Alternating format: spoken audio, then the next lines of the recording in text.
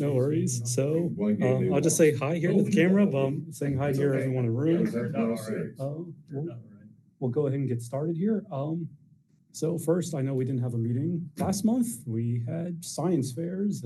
I didn't make it to the Fort Worth one, but I made it to the Dallas one, and we had over 700 projects and 1,000 students in attendance at State Fair Park.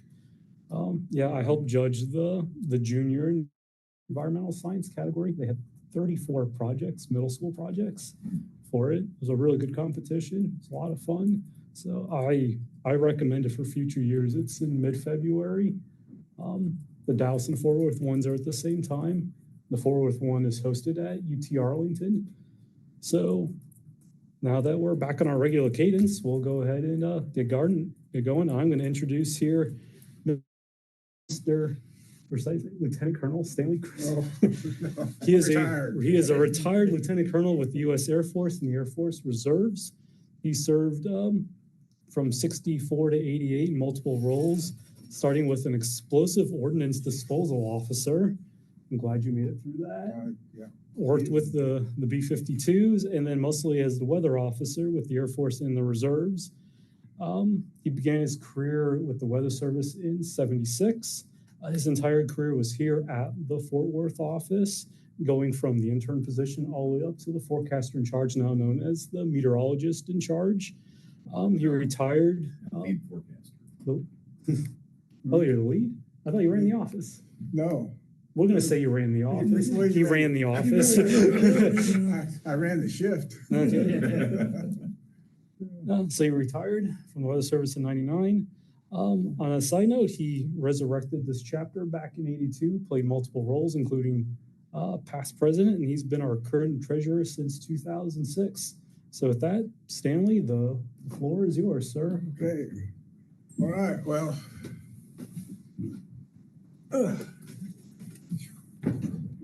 feel free to sit, Stanley. Yeah, here, have a seat. It's just us. There it is. I put the damn thing. Oh, there it is. Yeah. Oh. This also will function as a pointer. But anyway, thank you very much for letting me make this presentation. Next slide, please. Mount St Helens blew up in 1980, and it was the first time there was a major volcanic eruption that the Weather Service had to deal with. This presentation is going to review how the Fort Worth Forecast Office operated in and around 1980. Big changes, Tom, from now. We're going to present a series of GOES satellite photos used to track the plume from Washington State to North Texas, and show examples of NWS products that were actually issued to keep the aviation community updated. And then and I'll review what the NWS did to improve its volcanic ash after 1980. Next slide, please. Hang on, we gotta get back to it. We're trying to share the slides online as well. Oh, okay. For recording purposes. Okay, this is what the Weather Office looked like in 1978 to 1980. Was transferred to Kansas City. But our office was responsible at the time for Oklahoma, New Mexico, and Texas. And we issued airmet segments and convective segments for the same area. Next slide, please. Now, we were located on the 10th floor of the federal building. And just to kind of give you an orientation of where we were in downtown Fort Worth. There are three things that we issued in the aviation area, airmets. This lists the airmets, the ones for IFR, turbulence, and icing. Go ahead. Then we also issued segments, and the area in red there, volcanic ash and tropical cyclones, those were the two that were added after the Mount St Helens event. And then we had our convective segments, which was for the location of thunderstorms. Go ahead. The area forecast product was now in Kansas City. At the time it was written, there were 6 offices in the United States that were responsible for the area forecast. And this is an example of what it was. It was an outlook for the weather conditions, and then there was a verbal description of what the weather conditions were throughout the area. And we issued twice a day, and that 18-hour forecast for all clouds and weather conditions. And it was written in aviation code. So go ahead. Now this is our office by 1980. It had been updated, and we had our wonderful AFOS. Now that was the first communication system that the Weather Service installed to give us information and to disseminate forecasts. We also had a Unifax receiver for our aviation photographs, our area photographs. And you'll see some of those here in this presentation. This is Marshall Batts, and he worked for us for many, many, many years. Great fellow. Go ahead. This is Billy Cook, who was our first ASM. He also was an interim MIC here for a while. And Ken Crawford and Bill Scott. Ken was an lead forecaster, and he eventually became MIC at Norman. And Bill Scott was an aviation forecaster. I don't know how many of you are familiar with AFOS, but that was a system that was quite interesting. It crashed on us all the time. You'd write a product, and it would just disappear. It did not make a capability to recover. So you sit there and have your area forecast or your zones done.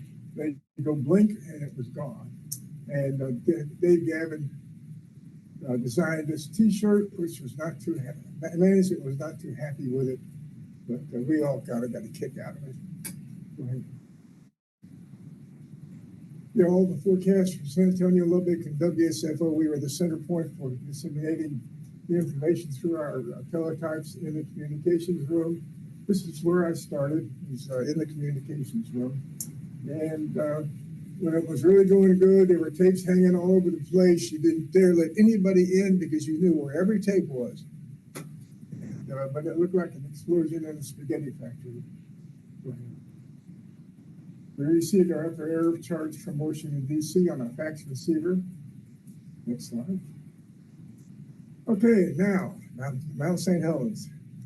Mount St Helens erupted, and this is some pictures of the eruption at 10:32 a.m. Central Daylight Time. Quite massive. Go ahead. And this was the GOES 3 picture that we didn't have access to GOES 3.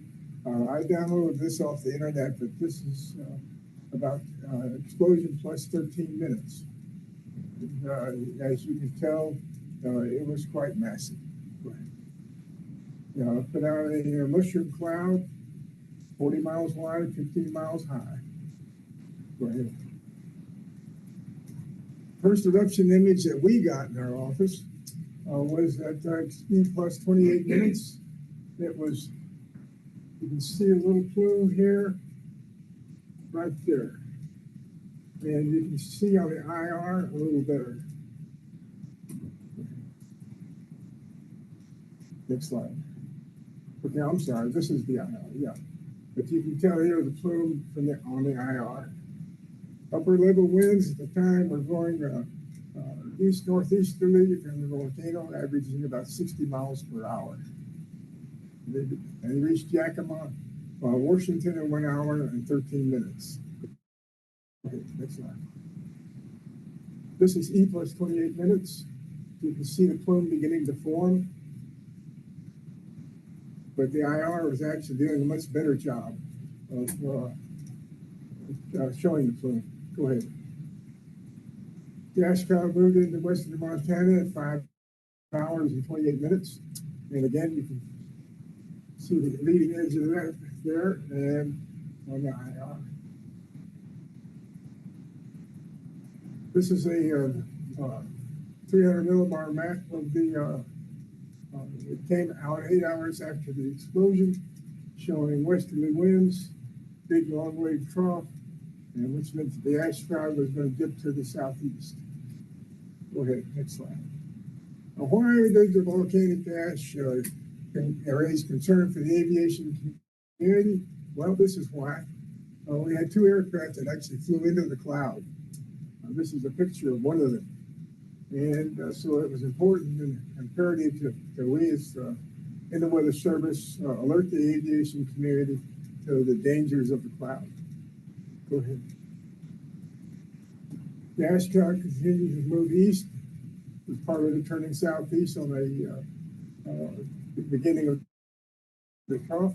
Go ahead. And volcanic ash was not listed as an aviation warning criteria in 1980. So we had to kind of make up our own rules for that. Salt Lake City actually had the bulk of the reporting responsibility in the AirMet, SIGMET, and in the area forecast. Go ahead. This is the Salt Lake City Forecast Office issued on May 19th. It was done by Mr. Prindle. And next slide. The key point was in the synopsis. I'm just going to read this to you. Upper level ridge over Montana, southwest over Idaho, and North Nevada at O1Z will be moving eastward during the forecast period. Major volcanic eruption at Mount St Helens in southwestern Washington and prevailing west and southwest winds and carried variable clouds and ash debris downwind in northern and central Idaho and Montana with, I'm not sure what DVD means, with slight risk, the remainder of southern Idaho and areas in western Montana. Thick clouds and weather, ash cloud and debris carried downward from volcanic eruption. And it's a special prediction should be noted for low level of precaution should be noted for low level flight due to areas of dense smoke and variable volcanic debris outlook, MVFR, the locally IFR, ceiling, K, and ash. It's K with smoke. And this is the progression of the ash cloud on the night of May 18, 19. The upper slide is E plus 13.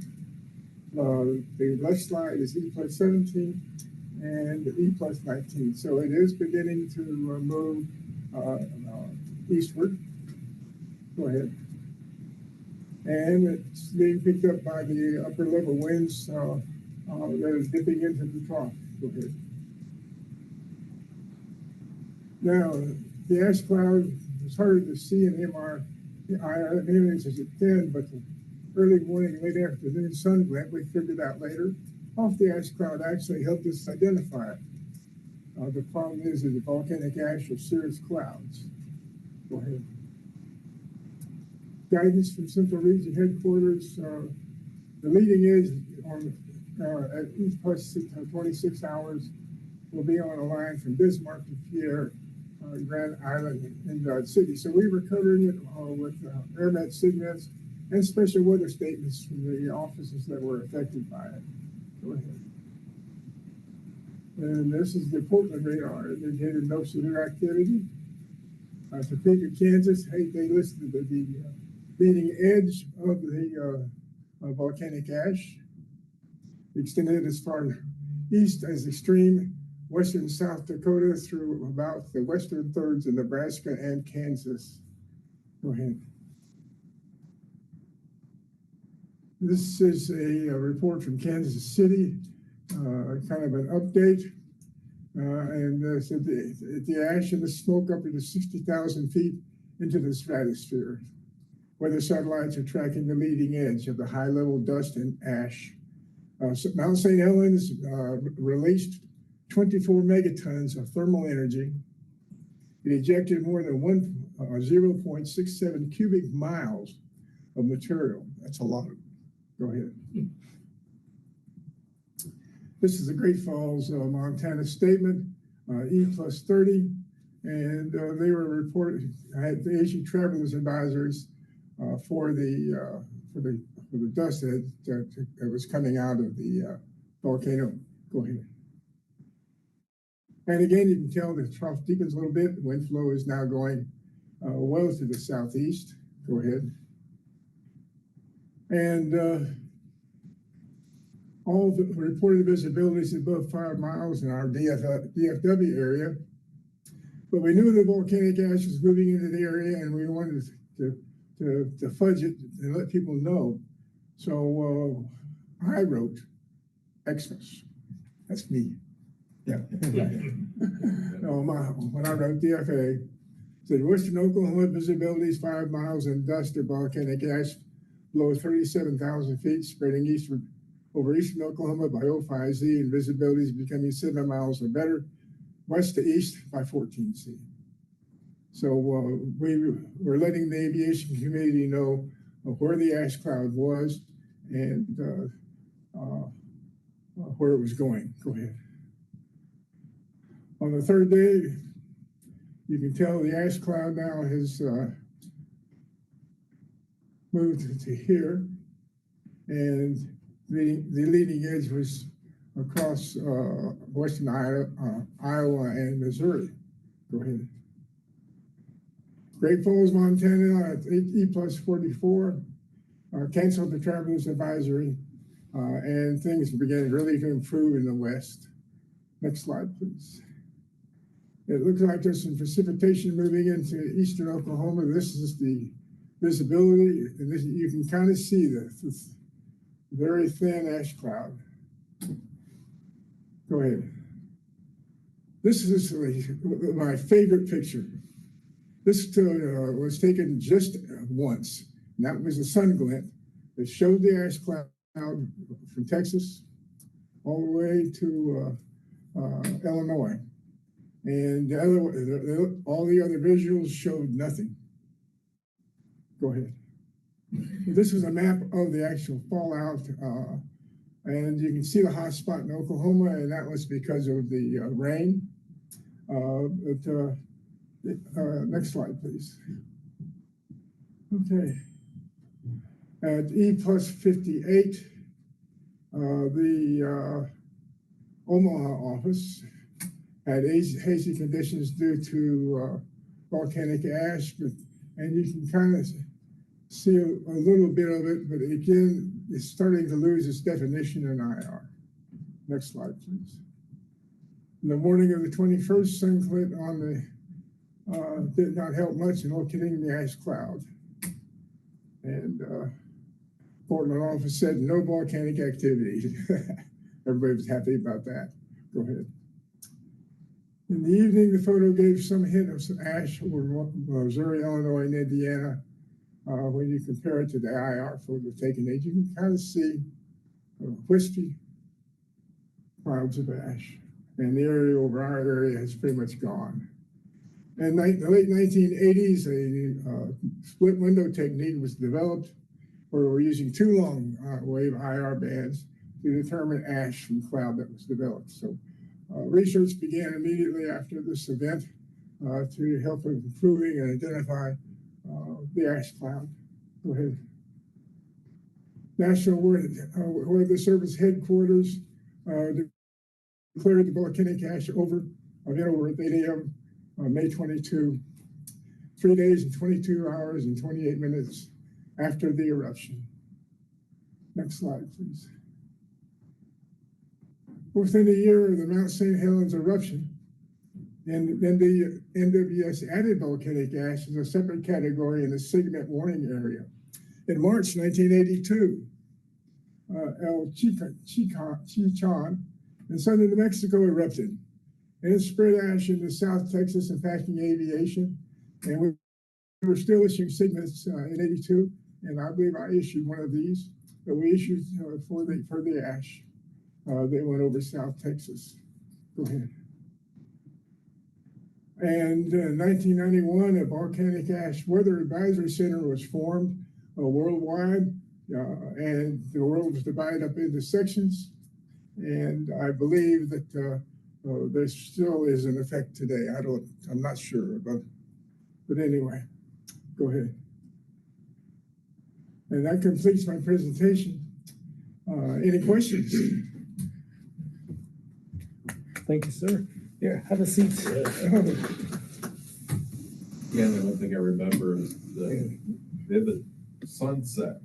Yeah, That as the sun was setting and the sunlight was trying to go through that ash, you Right. got some really weird looking orange and I remember the day sunsets. the ash came because I went out on my street corner, and the air just felt dirty.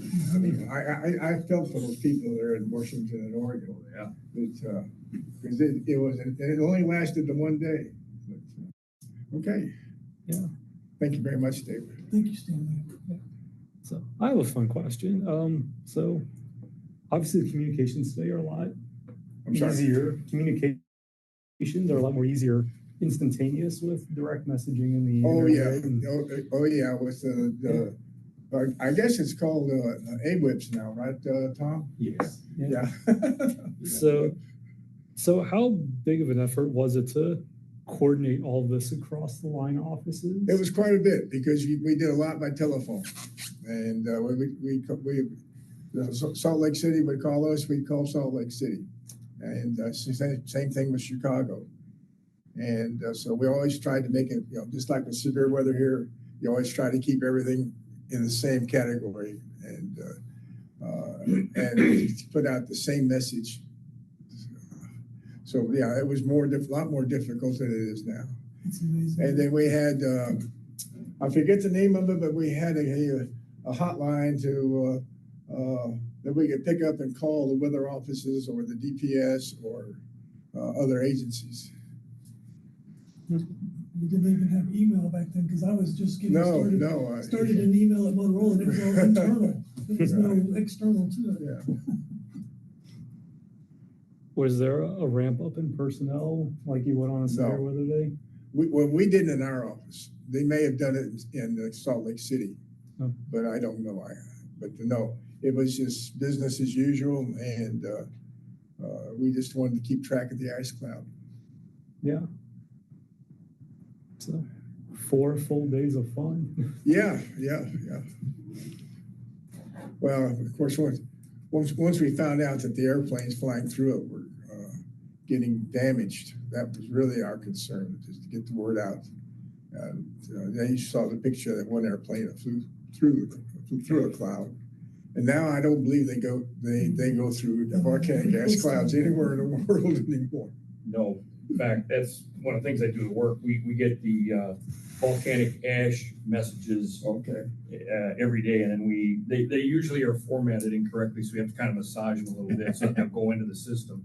But you're right, they still do it, like you talked about there, the different areas, and right now there's one in South America that's active, so we're doing the volcanic ash advisories down there. So yeah, you guys were on the leading edge at it. At that time, I was in the Air Force as a B-52 crew chief, and I was on alert in Michigan at Wordsmith, and of course we were extremely concerned about the volcanic ash cloud with any flying that we might have to do with the B-52s or the tankers. So I remember those weird looking skies and all that stuff. So tell me about what you did on the B-52s just for personal stuff. Oh, okay. I was a munitions services officer, explosive safety officer, and EOD officer. So we hung them, and when they didn't fall out, we went and pulled the fuses and lowered the bombs out of them.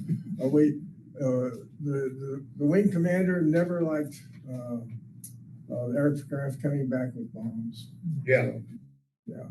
Matter of fact, let me just tell you a war story here. That's why I came here. I was on the flight line monitoring the loading operations. We loaded 30 bombers a day, 108 bombs per airplane. But anyway, we get a call on the radio. There was a B-52 at the Hammerhead, just returned, full load. And I was on the flight line. My commander was eating breakfast at the officers club. He got the message. I zoomed over to the airplane, and my commander was coming out of the hatch. He got to it that quick because there was going to be some explaining to do. Oh, yeah. And he just looked at us and he says, Stanley, he says, don't worry about this one. He says, the radar navigator forgot to open the doors. Oh, my gosh. Oh, oh. But so that was my experience with the B-52s, and then we had one blow up on us. Hydroplane down an airplane down the runway in a massive thunderstorm. I mean, I stopped all the loading operations, and I couldn't believe that the things that they are actually doing a launch. You got the 3 tanks off, 1 bomber, and the second bomber. We get a call that there's a B-52 at the end of the runway on fire. Mm. And so I immediately cleared my guys out because I knew it was 5 minutes later they were going to go. Oh, yeah. And in about 8 minutes they went. And the 84 500-pound bombs inside the bomb bay all blew. The 24 wing 750 bombs on the wings got scattered all over. Yeah. And we found evidence of 23. And I was on the explosive safety board, and I had to certify, all the munitions had been found, and the colonel was on my ass to certify this. And I kept saying, no, we can't find evidence of the 24. Can't find evidence. Remember Palomares? Oh, wait. Yeah. Yeah.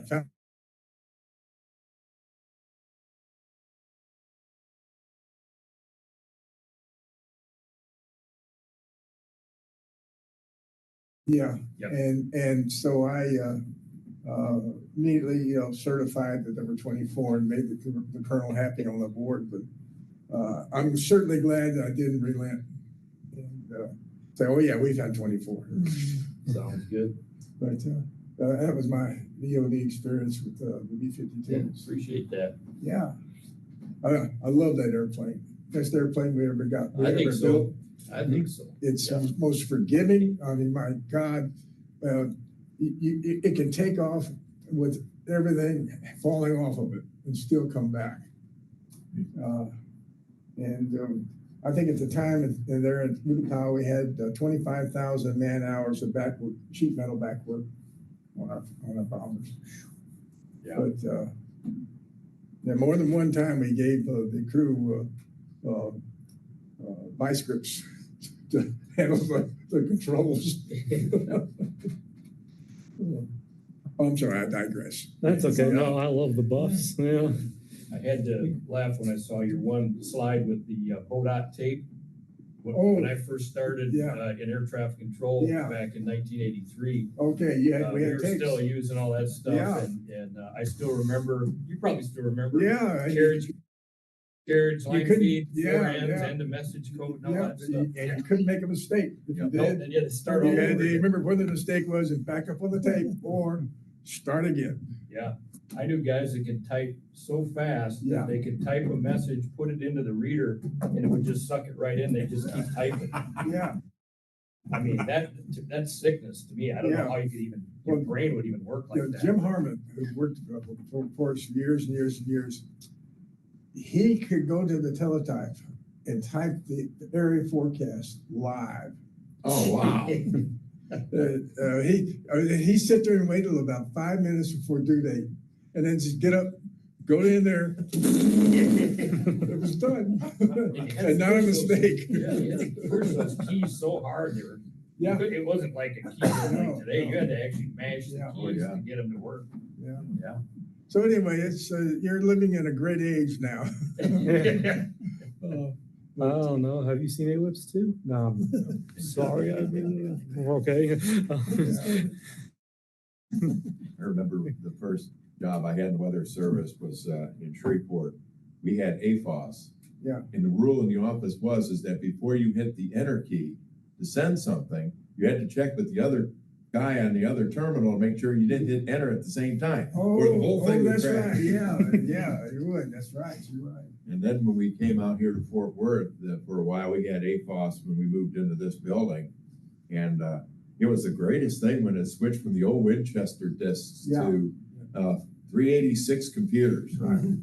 And boy, we just thought that was the greatest thing, because then it wouldn't necessarily crash if two people hit enter at the same time. Mm. But, Yeah, but that was always one of the problems of AFOS was storage. mhm. And it kind of slowly built up to where the storage became adequate.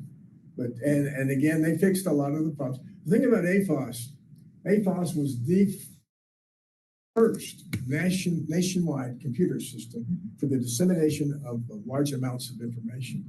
And so it was the beginning. This thing here probably wouldn't be here if it wasn't AFOS in the first place. Right. But Right. Oh gosh, yeah. I'll never forget when we got micro Swiss at Shreveport. There was a standalone computer running something called Windows. Yeah. That actually would show you pretty darn good, almost live satellite imagery. You know, because we didn't have Swiss. You guys had Swiss here in Fort Worth, but we did not have that. Oh. So this was the first time we got live satellite, or near live satellite. Yeah, I remember. Yeah, yeah. WSOs. Yeah, that's right. The WSOs didn't get the satellite. Yeah. Another thing I liked about Shreveport is we were right next door to Barksdale Air Force Base, and it was a B-52 base. Yeah. And so we could see the B-52s all the time coming and going. And we knew on the morning of the Iraqi war, anyway, all the B-52s took off at one time right around sunrise or thereafter. I was on a midnight shift, and I was just getting off around 8 o'clock in the morning. They were all gone. And we knew that that night is when President Bush was going to announce that, we were at war. I think that was called Operation Secret Squirrel was the code name for that. You can look it up online. But yeah, they all took off out of Barksdale, Yeah. dropped their bombs, and flew back to Barksdale. Yeah. I'm assuming that was Louisiana the start of Senator Desert Bernard- Storm. Desert Storm, yeah. And the Louisiana senator, his senior senator, would not confirm whether Barksdale was involved in the initial bombing or not. Anybody that lived anywhere near Barksdale knew. But they all take off all at once. Yeah. Load and prepare. Yeah. Well, no, because they could take, then they could carry 27 bombs internally and 24 on the wings. Because the only times you could carry 84 was with the D model. Yeah, those were which was G's that retired they had at after the Barksdale. war. Yeah. Fun times. I love some military history. I will ask one other question in regards to this, and then we can wrap up, and then we can continue our conversations. So how would you think it would be like if Mount St. Helens were to happen today with the whole, the GOES 16 through 18 series? With I think the information would be radar? disseminated much faster. And outside of the fact that the news media would go bonkers, I think, weather service wide and aviation wide, I don't think there's any problem at all. I mean, we've really got our ducks in a row, and we're just waiting. Well, 1982, when that one went, that volcano down in Mexico went, the ash cloud went into South Texas. I mean, we were on that, and we were tracking it with our satellite, and the minute it crossed the border, out went the SIGMETs. A lot more detailed information coming in today. Yeah. Yeah. That's, we had the test with Kilauea a couple of years ago in Hawaii, and Yeah. Better channels on the satellite stuff to be able to pick out that ash Yeah. cloud stuff too. Yeah. Lots more sensors and everything. Is there anybody online that wants to ask a question? yeah. So let's go again. Scott's on there, and Oh, yeah, Scott, I said, gee, let me say Scott. I'm online too. I'm everywhere. I knew you were. No questions. Okay. Yeah, no question, but good to see you. Go ahead, Scott, you got a question? Hey, Scott. We'll just say hi to Scott. Yeah, I was just saying hi to you. So good to see you, Stanley. I'm assuming there's microphone issues. That's okay. Who knows, it could be. We had enough technical issues today. Yeah. So we'll just go ahead and we'll start wrapping up the meeting, and then we can continue on. I know eventually I'll have to head back home and take care of things there. So first, Stanley, thank you, sir. You bet, my This was pleasure. Great. Stanley foregoing the customary Amazon gift card. Oh, yeah, we don't. But he decided that to gift me the original prints and everything off of from the Mount St Helens event, which I'm truly honored, sir. Well, Thank you. We can, I'm just glad somebody can take care of it. yeah. So I could pass it around here in a second so we can all, take a look through it. It's really cool. So we'll get into chapter business here real quick. So first is basically going to be about officers, because our man Stanley here is going to be retiring here at the end of the year. Again. Again. Yeah, that's right. So we will have a treasurer position opening up at the end of the year, which is in May. And then I will not be renewing my role as president. I have a new managerial role at work, and plus I'll be picking up a lot of new field projects and observations I'll have to be doing. So I will not be able to fully dedicate my time to the chapter. So come May, we'll have elections for president and for treasurer, and we will go from there.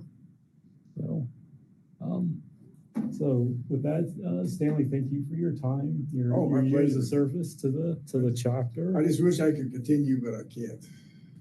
Yeah. So I've just got to retiring from most things. But I'm 82, so 83 in August. So much history. Yeah.